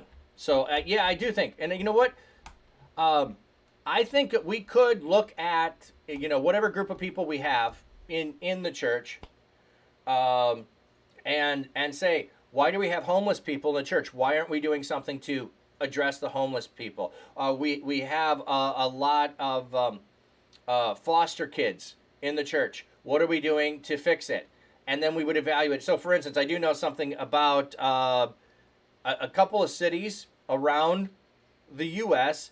have looked at the number of kids that were in the foster program and say, why do we not have enough people to adopt or to house all these kids in the foster program? And they've taken it on as a citywide task among churches to say, we see a problem, we know something's wrong, we need to be the body of Christ and reach out. And if every church, one of the places, if every church adopted 3 kids, every kid would have a home. And so they've done that. So I think that's kind of the thing. Like, you see a problem among you. He's talking internally. I'm pointing to something a little bit externally as well. We can address these things. We can deal with them. We can fix them. Here specifically, there was sin going on that he's addressing. But I think even when we just see issues and problems, we can do that. Could this tie more to just communion? Yeah. I do think this is the getting drunk. It has to do only with communion aspect here. And if you're just concerned with drinking, do that at home. If you're just concerned with eating, do that at home. Communion is not about you. Communion is about the body together, because Jesus does this as a whole. He is eating Passover. Redeeming the flat cap. Okay. The other thing is, when we have the other passage that a lot of people go to, it says, be not drunk with wine, but be filled with the Spirit. It is a replace something with something else. We read it as a prohibition of something. I don't think that's the way to read it. I think it is this is just not a wise way to live. You have another option. If you are going over here all the time because this is what you need to do to cope with life, there's another solution. Instead of squashing down and covering up and not dealing with what's causing the problem in life, have the Holy Spirit fill you, and you won't have the need to be dependent on the bottle, dependent on the alcohol, dependent to cover up the stuff that's going on. I think that's what that passage is talking about, not strictly a prohibition of it. And somebody posted earlier or mentioned that Jesus drank wine. Yeah, Well, we don't have Jesus talking about getting drunk. We also have Jesus making wine in the wedding, which is a whole different thing we talked about before.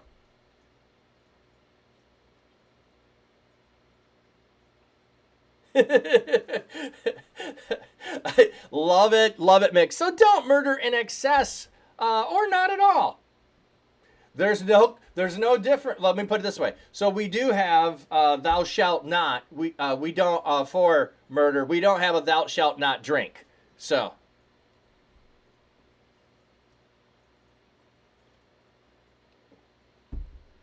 Yeah. I think motivation does play a part in there. Also, I think outcome does. We have a lot of proverbs that have references as well that have to do with look at the lifestyle of a drunkard. Do you want that lifestyle? Look at the results of it. Look at the wisdom of it. We have a lot of others that teach us the principle of it. And there's also, I like your example though. Still like it.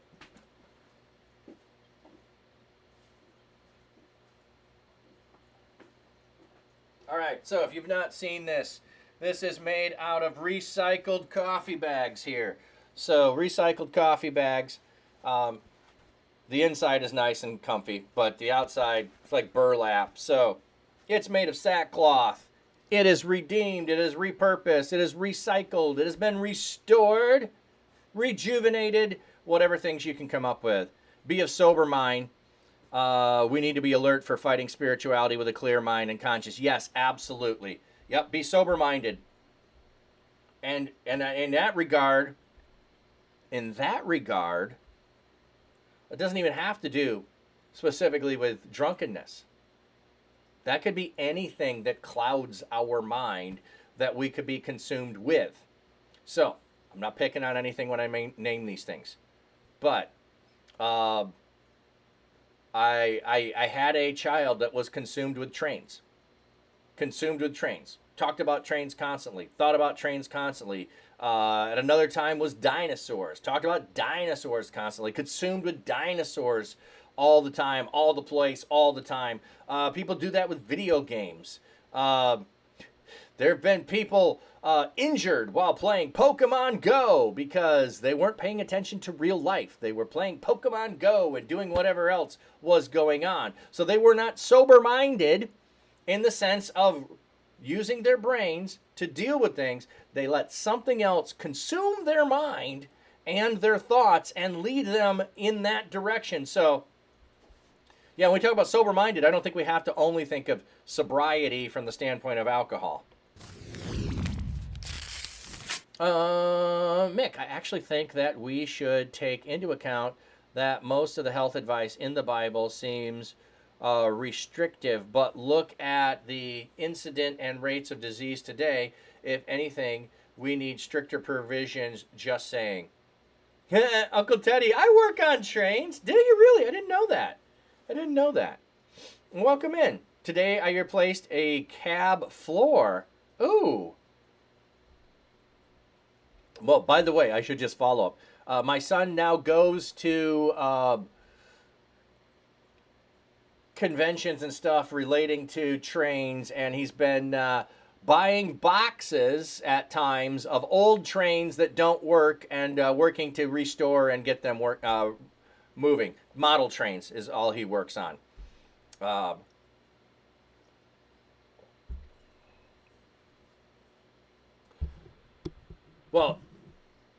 Okay, I'll go another way. Some things in Scripture may not be health advice, but they actually can turn out to be health advice. For instance, fasting. Fasting is not given anywhere in Scripture as health advice. Fasting, and I'm not a doctor, and I'm not giving medical advice. Fasting does have health benefits. Fasting does have health benefits. Go investigate it. Your body needs to replace its cells. If you constantly eat, your body never goes into the state called autophagy. It struggles to do that, to replace cells, to do all of that. So if you eat and you never let yourself go more than 18 hours, depending on the person, 14 to 18 hours for most people. If you don't go to 18 hours at some point, your body doesn't work well at replacing cells. Same way would be with an alcoholic. You never let your body function in the way. If you're constantly having alcohol, your body never gets to function in ways. There are other things. So food does the same thing. We're told not to be gluttons or ravenous eaters of meat. So, okay, so there is only one disciple named Peter, right? Yes, there's only one named Peter. Wait, Simon, how often do you fast? You need to fast. Oh. Okay. So separate thought here. Okay, and I do have some videos on it, so you can go on my Discord. I have a whole section on fasting. Let me just look at the time. Okay.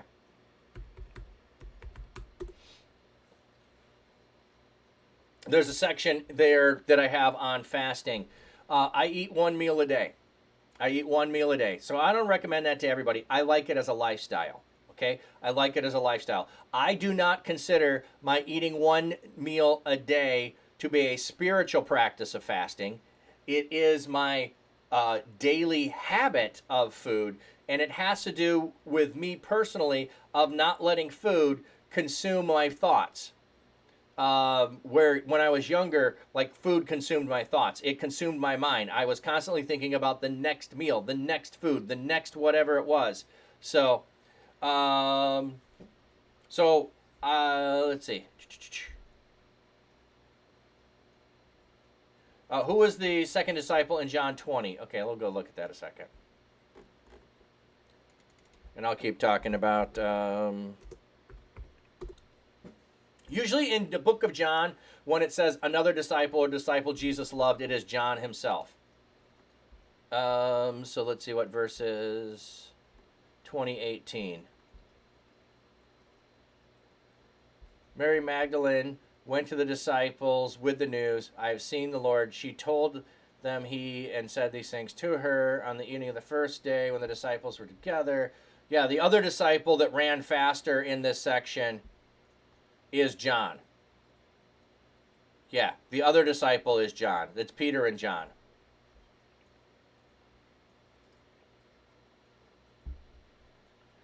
Trigger Boss, going to pray one time a day for you to succeed. What did I miss a reference of that earlier?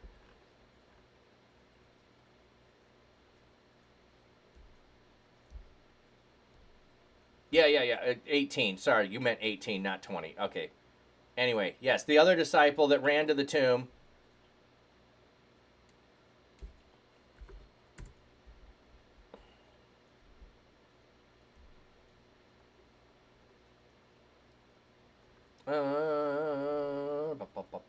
Then Simon Peter cut off with the ear. Okay. Simon Peter and another disciple were following Jesus because the disciple was known to the high priest. He's in the courtyard. The other disciple who was known to the high priest came back, spoke to the servant girl on duty there, and brought Peter in. Okay. It's assumed that it is John, but it does not tell us. And the reason that we assume it's John is because later when the other disciple outran Jesus, John likes to refer to himself as the other disciple. Okay, so back to fasting real quick. Like I said, there's a thing called autophagy, which is when your body cells replace your body cells. They go through, they check your cells. There's a missing piece or a scrambled piece within your cells. That's when your body does repair. If you eat every 8 hours, your body does not get to function in a repair mode all the time. It often will go into a storage mode. Yeah, DNA repair phase. That's what it is. Yeah, DNA repair phase. I didn't start out with going to one meal a day. What I did is you call it an eating window, and so you just eat within a 6 to 8 hour window. Then that leaves you the rest of the day, the 16 hours or more, to be able to have your body get into that mode. So that's why that's what they'll refer to it as. But you were asking about fasting. So for me, the eating one meal a day, and I do have snacks afterwards. So I'll eat a meal, and so I have a eating window from like 6 to 8 o'clock. I'll eat a meal. I might have a snack around 8 o'clock. I eat around 6 o'clock. Sometimes I eat at 5 o'clock. So I might have a 3 or 4 hour window that I eat, but I have 20 hours a day that I don't eat. And the other thing is when you're thinking about that, having any sugar counts as eating. So if you drink a soda that has sugar in it, it counts as eating. Your body thinks it's food because it's triggered to respond. So you can have tea and coffee. This is my perspective. Others have it too. Some will disagree and say water only. You can have tea and coffee with no sugar, no cream. Does not count from a body perspective of food because nothing in it stimulates it to think that it is sugar and your body needs to process stuff. So, but I will often, I like 3-day fasts. So I don't do it as often as I did a couple of years ago, but I do like to do a 3-day fast. So I will eat a meal perhaps on Sunday and then not eat again until Wednesday, or I'll eat on Monday and not eat again until Friday, or I'll take a weekend off. And I do that a few times a year. When my wife is gone and not home for a day, I sometimes just skip a day and don't eat. So just like I think you can go for a walk, and a walk can be just a need to get somewhere. A walk can be a physical activity that you're doing intentionally for physical purposes, and a walk can be a spiritual practice where you go pray with God. I think you can do that as well with fasting. Fasting can become just what you do. Like, I just eat one meal a day. I don't count that as fasting. 2, it can be a practice for physical reasons. So my one is getting me there in for physical reasons. The one meal a day does.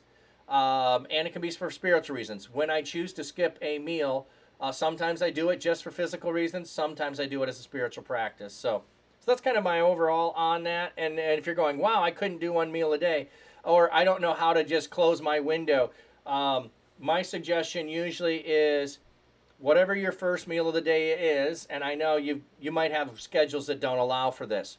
If you normally eat at 6 a.m., I'm just picking that out of the top of the out of the air. If you eat at 6 a.m., wait until 7 a.m. to eat.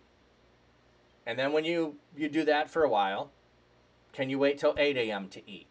And you just gradually, or if you normally eat at 8 o'clock at night, and you can eat at 6 o'clock, close the window. So just gradually move both ends of the window. And this is what I did. I'd get up and I was never hungry. Like my whole life, I've never been hungry in the morning when I get up. As soon as I eat, I'm hungry an hour later. I'm hungry 2 hours later. I eat again. I'm hungry an hour later. I'm hungry 2 hours later. So if I didn't eat in the morning, I didn't need to eat. And then I would just eat lunch because, well, I felt like I should eat something. But then I would be hungry an hour, 2 hours later. So I gradually just got to like, I don't like that feeling of being hungry after I eat. Therefore, I eat less. But I'll go on vacation in 2 weeks here. I'll probably sit down with my wife at breakfast. I'll have a really, really small amount. I'll have a piece of sausage or an egg or something that looks good. I'll just have a tiny bite. We'll have a lunch. I'll eat a small amount, and then I'll have a regular meal in the evening like I normally would. So I'll go on vacation. I don't exclude myself to being one meal a day. I give my body a break from that practice, and then when I get back from vacation, I'll go back into it. So your body has code almost like AHDD. Yeah. Mick, and it constantly is bombarded with radiation and other destructive forces that break the code. But there are amazing repair machines. Yeah. Thanks for helping you understand 1 Corinthians 11. Absolutely. And the thing is, I still think, I don't know that I'm 100% right on all of it, but that's why I think we engage in conversations, and we like one little key can help us see it differently. And I think that for me, it's the key of seeing head as source and everything flowing from that is the part. And so that also, and I didn't point this out, but that also in the if I am eating all of the food and I was the source to give food to the others, I've deprived the body of something. So the disruption in communion is the disruption of source as well. That the rich have source from God to help the poor, and they're disrupting the source by being selfish. And if I'm getting drunk, I'm also stopping the source of being able to bless others. So I love that idea of being the head as the source of something for which blessings flow through, from where knowledge of God flows through, where love of God and neighbor flows through. I just find that amazing. Okay.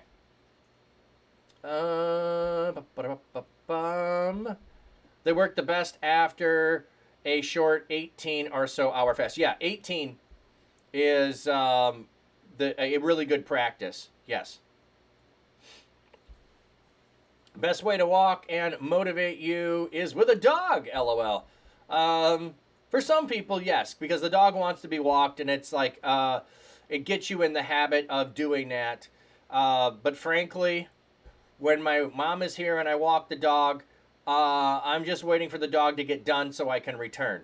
I don't want to walk the dog. I'd go for a longer walk without the dog, but I'd go for a bike ride too. So, what gives you a full distraction from eating, or is it easy?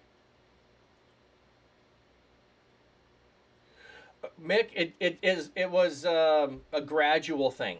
It was a gradual thing, and I added something new this year into my process of enjoying the one meal that I do more. And if you've seen my shorts and reels, I often put a skillet dinner up there, and we do that most days. We honestly do that most days. I just take the process of making that one meal into not something I have to do, and into something that is necessary to get through. Because before it'd be like, how fast can I make food? How fast can I eat food? Kind of thing. And then it would be like, I'm hungry, so my brain would think about it. When I'm not hungry, I'm not thinking about food, is what it does for me. So I'm like, for right now, I have not thought about what I'm going to make for dinner tonight. I do have guests coming on Sunday, so I've been thinking about what I'm doing for Sunday. But I don't know what I'm going to have for dinner tonight. I haven't thought about what I'm going to have for dinner tonight because I haven't eaten today. So my mind's not thinking about what I should eat later. And that doesn't mean this is true for everybody. This is true for me. That's what my life would be consumed by for a lot of times. Oh, good, Teddy. I'm on vacation next week for the launch of a new college football game coming out. Ooh, enjoy that, my friend. Yeah, don't fast on vacation, LOL. No, I don't. Well, I mean, I could. I could choose to fast on vacation. I don't fast on vacation. So, and some other times, like I was saying, I might eat breakfast. Other times I don't. Other times I don't eat breakfast. This one we're going to a resort. There I probably will. When we do cruises where it's a buffet for breakfast, I will pick through. I'll go look if there's something fancy that I want to try. So, hey, you won. Awesome. Boy, I'd like to figure out how to bike with my dog, but would need to get a bike first. I did that as a kid. I biked with my dog. I also skateboarded with my dog. So, do you expect to change everything instantly about habits? No. No, I think everybody's experience is going to be different, which is why in approaching fasting, there's two ways I'll suggest people do it. One is reread.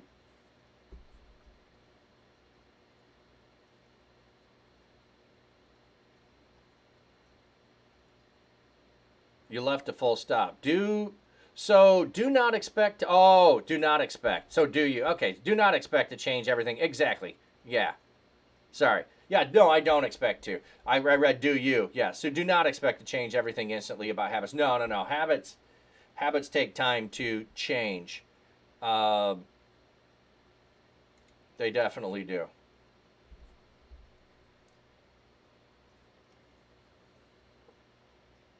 Yeah, your husky could go 50 miles a day. That's way long. Well, that's a good bike ride for me. I like. Boy, I haven't done a 50 mile in a while. I need to go do that. So, okay, we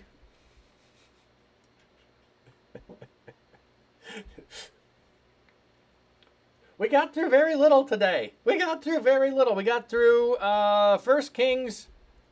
Second Kings 1. We got through 2 Kings 1 today. Got to go back here and mark that off. And I already had marked it because I assumed we'd get through it today. We did not. Let me see if I can get through 2 Kings 2. Then we'll be done with last month at least. Oh yeah, we had lots of things covered in discussion. Oh, totally, and I'm fine with that. Like, this is a guide, and we'll get through it. 1 Corinthians 11 is good? Yeah. 1 Kings 17 is our company motto. Oh, cool. Okay, so we had the Bethel. That's where we were at. Okay, and so Elijah's coming with. He is, hey, do you know, this is the prophetic guild.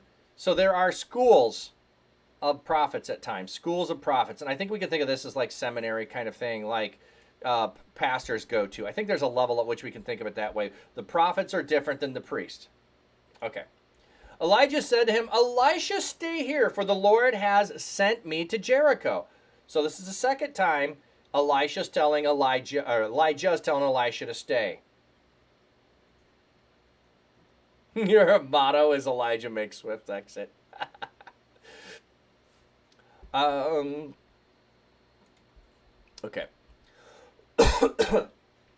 As certainly as the Lord lives, and as you live, I will not leave you. So they went to Jericho. Some members of the prophetic guild in Jericho approached Elijah and said, do you know that your master is going to be taken from you? He answered, I know, be quiet. So the whole thing is repeated in Jericho. Elijah said to him, stay here, for the Lord has sent me to the Jordan. But he replied, as certainly as the Lord lives and as you live, I will not leave you. So they traveled on together. The 50 members of the prophetic guild went and stood opposite them at the distance while Elijah and Elisha stood by the Jordan. Elijah took his cloak, folded it up, and hit the water with it. The water divided, then 2 men crossed on dry ground. So this is interesting. Takes his coat off, folds it up, and hits the water, and the water parts. Okay, if you're not following this, the water parted at the Jordan when they came into the land. Elijah is leaving, and he parts the water to leave. He took us from nothing. God is good. Ooh, nice. Okay, but also notice it's 50 members of the prophetic guild. There were 50 soldiers that were sent. I don't know if there's a connection there, but 50 is being repeated. When they crossed over, Elijah said to Elisha, what can I do for you before I am taken away from you? So he's had it told 3 times from Elijah, you can stay, don't come with. Notice his previous servant, his previous person who was with him, when Elijah said, stay here and I'm going further, he went on under the bush and was going to die. No one was with him. Elisha doesn't leave him. He's replaced the servant, the assistant, who was easily persuaded to wait here. Elisha's disobedient in that regard, but he's also persistent. No, I'm not leaving you. I'm staying with you. I wonder if that's why the need for a blessing here. Or the what can I do for you? Elisha answered, may I receive a double portion of the prophetic spirit that energizes you? Elijah replied, that's a difficult request. If, if you see me taken from you, may it be so. But if, if you don't, it will not happen. So he's going to tell you, here's how you'll know you got it. If you see me taken, then you did.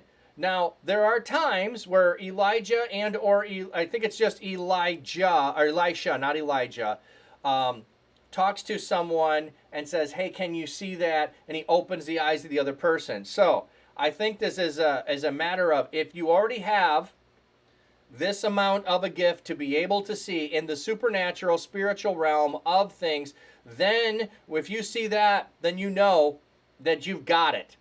And if you don't, then you don't have it. But he's looking at that. Sleepy time soon? That's all right. I got like 5 minutes to wrap up. I got a meeting in 12 minutes. So, but if you have to leave before then, Mick, I appreciate you being here. As they were walking along and talking, suddenly a fiery chariot pulled by fiery horses appeared. Though the noun is singular here, it may be collective, in which it can be translated chariots. They went between Elijah and Elisha. So they're walking along and they pull up in between. And Elijah went up to heaven in a windstorm. While Elisha was watching, he was crying out, "My father, my father, the chariot and the horsemen of Israel." Elisha may be referring to the fiery chariots and the horses of the Lord's spiritual army that fights on behalf of Israel. However, the juxtaposition with "my father" reference to Elijah as Elisha's mentor, and in the parallel in 2 Kings, where the king addresses Elisha with these words, suggests that Elisha is referring to Elijah. In this case, Elijah is viewed as a man army, as it were, a one-man army, and the Lord spoke through him.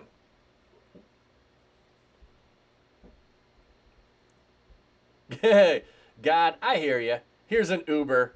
Elijah, I'm tired, boss. Nice. Then he could no longer see them. He grabbed his clothes and he tore them in two. He picked up Elijah's cloak. So he tears his clothes and he takes Elijah's, which had fallen off him, and went back and stood on the shore of the Jordan. He's going to duplicate things in reverse.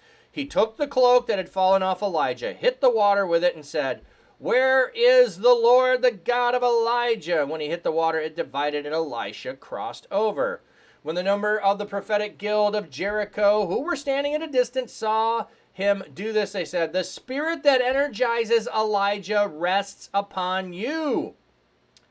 They went to meet him and bowed down to the ground before him. They said to him, "Look, there are 50 capable men with your servants. Let them go and look for your master, for the wind sent him from the Lord might have carried him away and dropped him on one of the hills or in the valleys." But Elisha replied, "Don't send them." But they were so insistent that they became embarrassed. He said to them, "Send them out." So they sent 50 men out, and they looked for 3 days, but they did not find Elijah. When they came back, Elisha was staying in Jericho. He said to them, "Didn't I tell you, don't go?" Like, hey, maybe God picked him up and placed him somewhere else, which, oh, wait a minute. That is what happens, not the chariot part, but picked him up and sent him somewhere else in the New Testament. Isn't that interesting?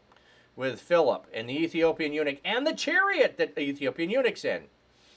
The men of the city said to Elisha, "Look, the city has a good location, as our master can see, but the water is bad and the land doesn't produce crops." Elisha said, "Get me a new jar and put some salt in it." So they got it. He went out to the spring and he threw the salt in. And he said, "This is what the Lord has said. I have purified this water. It will no longer cause death or fail to produce crops. The water has been pure to this very day, just as Elisha prophesied." Okay, fine. Go ahead, do a silly search. I told you so. Yeah, they became embarrassing, so he said, "Go do it." He went up from there to Bethel. See, it's a repetition of this journey that they just did. As he was traveling on the road, some young boys came out of the city and made fun of him, saying, "Go up, Baldy! Go up, Baldy!" When he turned around and saw them, he called God's judgment down on them. 2 female bears came out of the woods and ripped of the boys to pieces. Oh, ripped 42 of the boys to pieces. 42, interesting number, 42. From there, he traveled to Mount Carmel and went back to Samaria. This is one of the most fascinating stories, I think, as a kid, to me, is 2 kings, the bears coming out, eating. Let me just go look real fast here. It's at the end. I want to go see. Go up, thou bald head.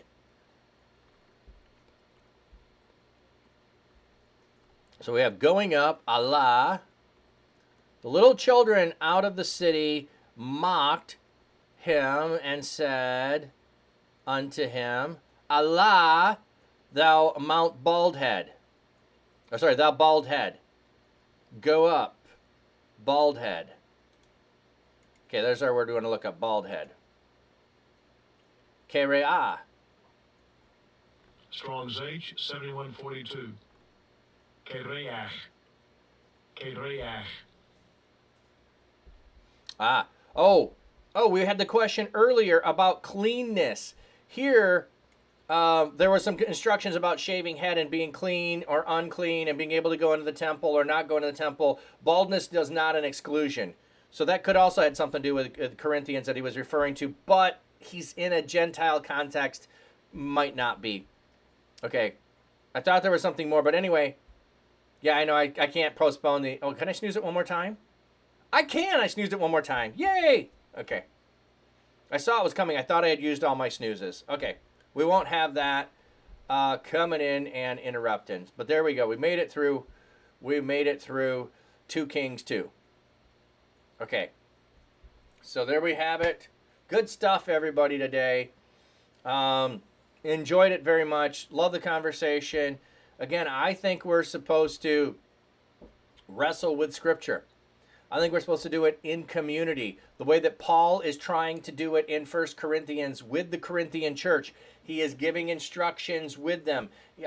They had already dialogued with him in some manner, either through a letter or through spokespeople who had come with the message to Paul, and Paul is responding. I think that's what we're getting. We're getting one half of a conversation. So, it would kind of be like, for instance, if all we did was put the chat and record the chat and share that with people without the person who is the streamer talking. How weird would that be a conversation to try to follow along and know what's going on?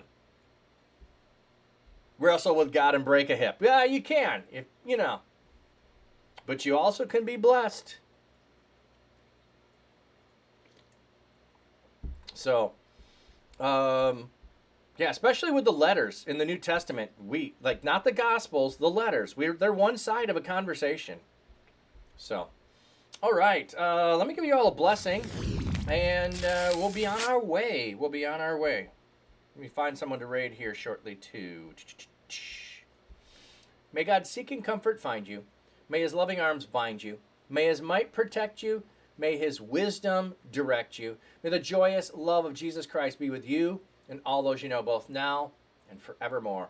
Amen. Amen. Thank you all for being here. Appreciate you all. Love you. Hope to see you again here tomorrow.